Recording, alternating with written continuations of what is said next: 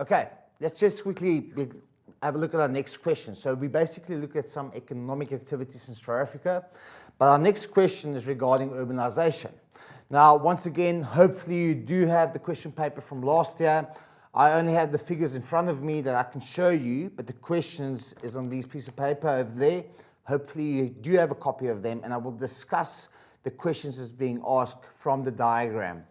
Now, if you look at figure 3.4 regarding urbanization. Now, first of all, what does the term urbanization mean? Let's just have a look at it, and then we're going to have a look at the trends over here. Now, urbanization is the increase of population of people living in urban areas. Now, we discussed it in the previous question. Rural settlements is where we focus on primary activities, okay? Urban settlements where we focus on secondary, tertiary, and quaternary activities. So what they're basically telling us, when we look at this diagram, urbanization trends from 1970. In 1970, it was 37%. Okay. In the year 2000, it has increased to 47%. In the year 2020, our present year, that 56% of the total population is going to be urbanized. So let's just put it in perspective. What does it mean? It means that people are going to move away from rural areas and settle in urbanized areas. Okay, it might be because of rural-urban migration. We've discussed it a couple of weeks ago, the push and pull factors. Okay, let's just revise. What pulls people towards urban areas? Better job opportunities, better healthcare facilities, better education, better service delivery. Okay. What pushes people away from rural areas? Why don't people want to invest in farming anymore? Why don't people want to live in farming areas anymore? It might be because of crime. It might be because of droughts and floods that they experience. It might be because there's lack of tertiary education, because people would like to go to college or to university. Lack of medical facilities, okay? Not proper healthcare facilities, because not many high-order centers that we find close to rural populations. Now, if we go back to our figure 3.4, what does it say? The world is becoming increasingly urban. We can see the trend. Okay, it's increasing. Okay. Now, I just want to point out the gap from 1970 to 2000, 10%. Okay, another 10%. So this was 50 years. Okay. And this is only 20 years, and we will discuss this in a second. In 2011, more than half of the world's population lives in urban areas. Okay, 3.5 billion people. So we're looking at 3.5 billion people who's not focusing on primary activities, but focusing on secondary and tertiary and quaternary activities. Okay, if we quickly have a look at our next marker over here, the developing world. Now, just to give you an example, what's the difference between developed and developing countries? The whole of Africa is basically developing. Okay, developing countries, also known as third world countries, we tend to focus more on primary activities. Okay, developed countries focus more on secondary, tertiary, quaternary activities, such as the United States of America, such as Britain, Australia, and New Zealand. Now, if we quickly go back, developing world, 42% of the population lives in urban areas. Now, by 2030, 56% will live in urban areas.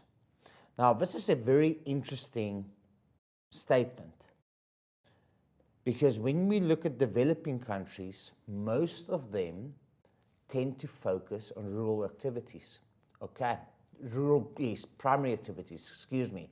They still live in rural settlements, but they focus on primary activities. But we see there's a massive increased trend taking place in developing countries that they're moving to urban areas. If we go to our last point over here, urban expansion is most rapid in developing countries. Okay, now I'm looking at this term over here, urban expansion and urbanization. And that's involving our first question. Let's just quickly differentiate. What's the difference between urban expansion and urbanization? Okay, just quickly go down here. And that's our first question. I just want to check our first question. Distinguish between the terms urbanization and urban expansion. Now let me just quickly write it down here. Okay, urbanization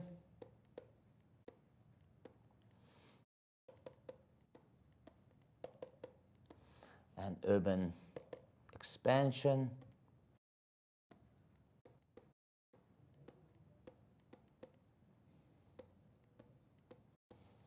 So what is urbanization? Urbanization is the process of the increased percentage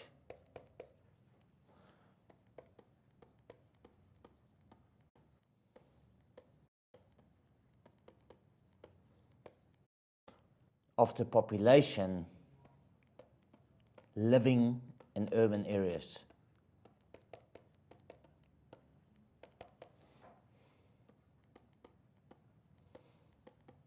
Okay, so we're talking about the physical, the actual people. Okay, it's the total population. Population is the people.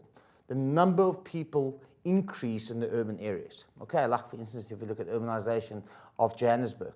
Okay, every single year there's more people living in Johannesburg. Okay, that's the actual people living there. Urban expansion is completely different. Urban expansion is the physical area.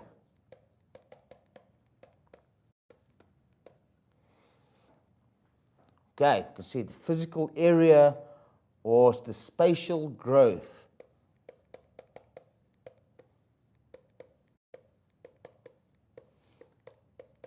of the urban area.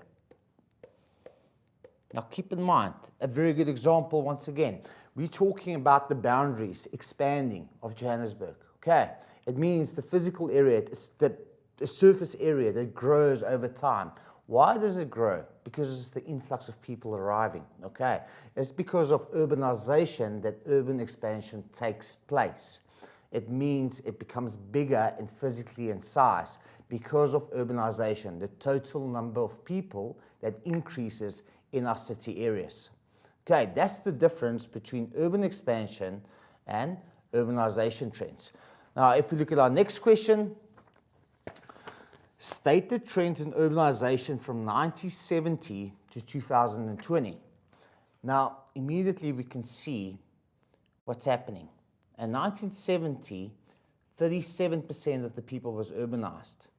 Then there was a 10% growth in 30 years to 47%. And in another 20 years, another 11% growth. So what's the overall trend over here? It's increasing.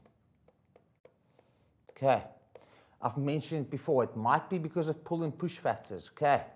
It might be because people experience difficult conditions in the rural settlements. So the correct answer for that question will be increasing, okay?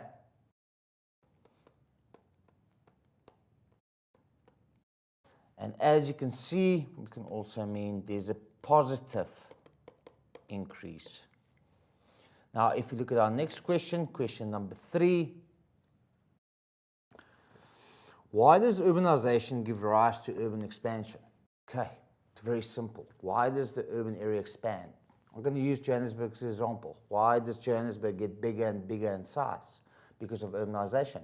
Because it's the influx of people. More people are moving, so more people are going to need services, more people are going to need housing, more people are going to need schooling. So that's what's happening. So it tends to happen, and unfortunately, we're moving into the rural-urban fringe. Okay, that's usually the area. What's the rural-urban fringe? It separates the rural area from the urban area. But many times we move in this rural-urban fringe. So what can we write there? The correct answer for 3 will be, with more people entering the city, I'm just going to write here, more people entering means more housing,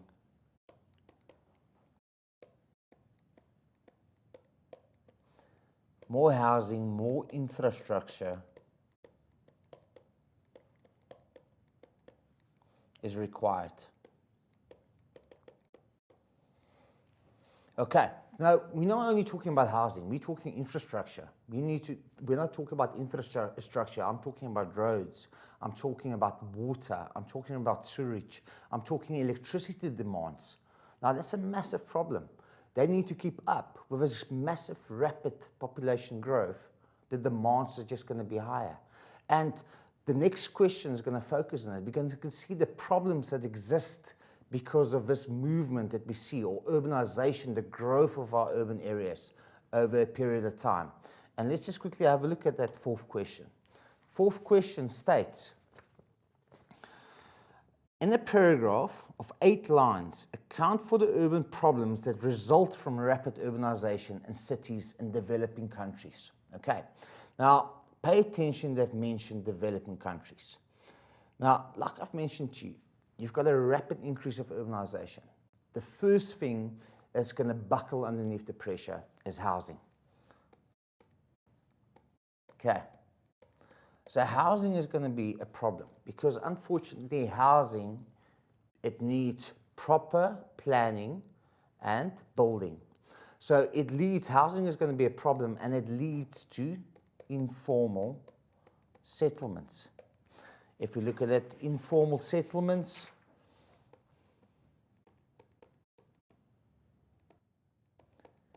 we can also mention the electricity demand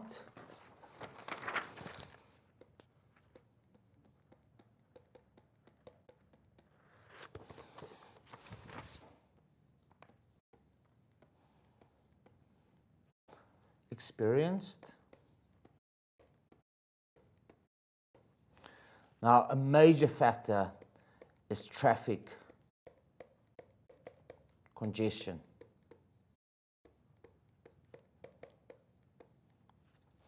Service provision.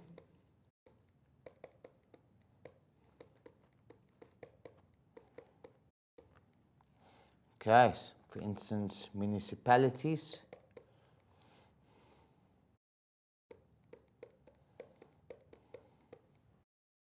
We can look at overcrowding.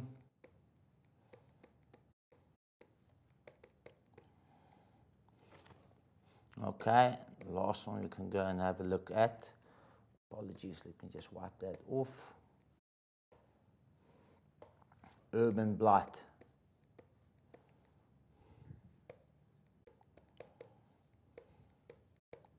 Okay, now let's just quickly discuss all of them. Now, unfortunately, housing is going to be a massive problem because you need to do decent planning. Okay. Now, for instance, if you look at Johannesburg, exactly what happened in Joburg, urbanization has taken place. But our situation is quite unique because of apartheid. There was a massive influx of people moving to Johannesburg, but we can just use the same example. Now, it happens to many, many big urban areas. So housing is a shortage, so what basically happens? There's a growth in informal settlements. Informal settlements, what is informal settlements? For instance, Alexandra townships, as we know them in South Africa, it lacks basic needs and services. Housing are not being built according to rules and regulations. There's not sewage, there's not clean drinking water or electricity supply. So it creates problems. Okay, if we look at our next problem, the electricity demand. Now keep in mind, with a massive influx of people, it means the demand for electricity is going to increase. More people living there. Now, what did we experience in South Africa?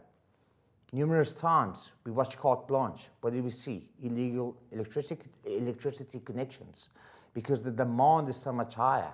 Okay, and on the end of the day, as you can see, we experience load shedding. Might be a cause of this. Now, if you look at our third point that I've made, traffic congestion. Now, unfortunately, if there's a massive influx of people, we're going to experience more cars on the road. Okay, we're going to experience more taxis on the road.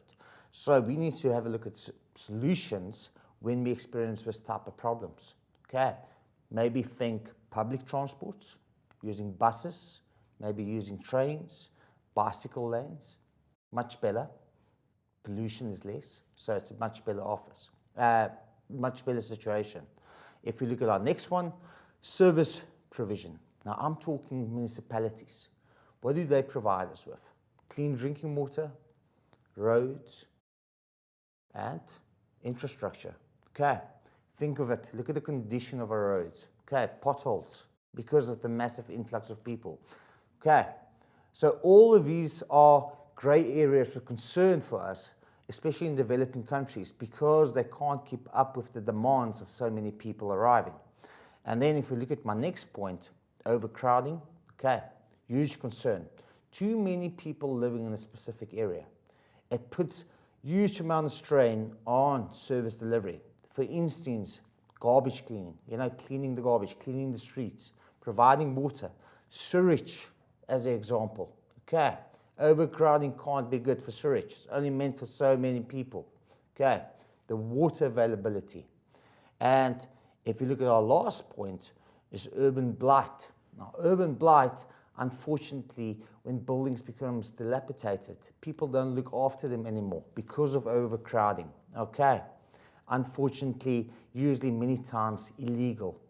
And so this movement of people to urban areas or the expansion of urban areas can go horribly wrong in future if we don't do decent planning. Grade 12, this is the only time we have, unfortunately. We will definitely continue with this topic with the section B, the rural urban settlements and economic geography. I hope you enjoyed the listen. Please do stay safe. I want you, please tune in to the weather after this. So we're going to experience a massive mid-latitude cyclone in the next couple of days. People in Cape Town, Western Cape, hopefully you're going to experience good rainfall over the next few days. We might see snow over the Free State, Northern Cape areas. Beautiful. Hopefully, if you do live there, you can go and enjoy yourself. But otherwise, please do me a favor. Keep social distancing, be safe, and I do see you next week.